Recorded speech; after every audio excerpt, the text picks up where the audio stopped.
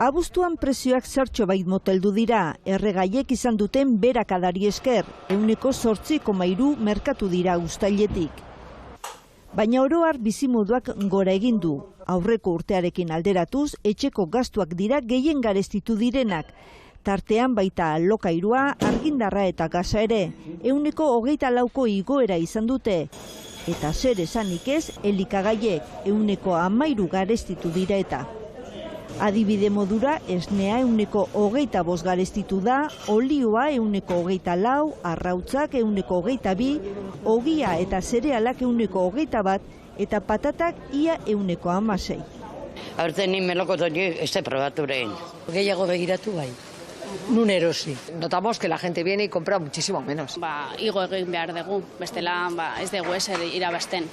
Adituek uste dute, irailetik aurrera udako turismo kanpaina amaituta prezioek bera egingo dutela.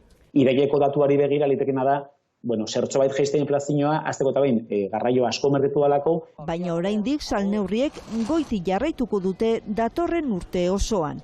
2% inflazio tasa hortara ez gaera helduko 2023ko bukaera arte. Ondino urte tardiko inflazio altuko epea izango dugu